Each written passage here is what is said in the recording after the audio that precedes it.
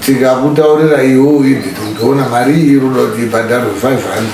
ukati ndichataura nemurume here kudini mapeno zvimakazoita nemurume wako mukadini ukadzoka ukataura kuti inini mambo inini mari iyoyo yemukadzi wemunhu iyoyo ndaihura nemurume wake handibhadhari bandiendesei hangu kujeri uchozviziva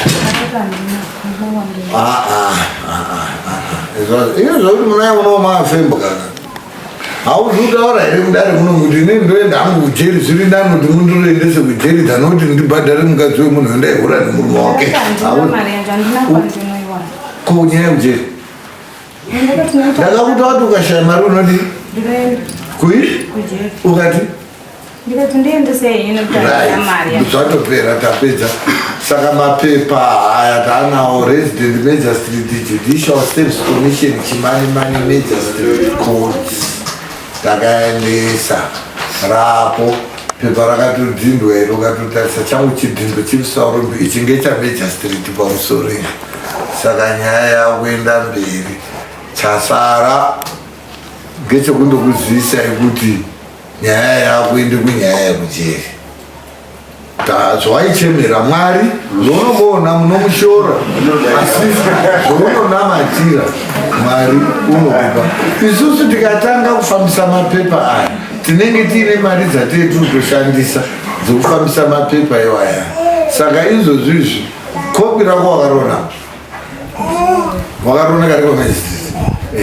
iri ndo racho riri saka isusu mapepa aya taakuaendesa asi nyaya haisisiri pakati pako naEdith ba nyaya iri pakati pangu inini namajor street that's why tiri suti ane zvidhindo zvirapo pepa rakuenda una message of court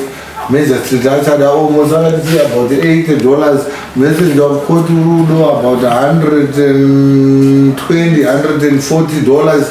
inini ndichadowa about $150 yefuel yekuenda because inini ndachida kuenda kuchipingi handina any business kuchipingi but ndendichiendesa pepa rakuenda handikwiri makombi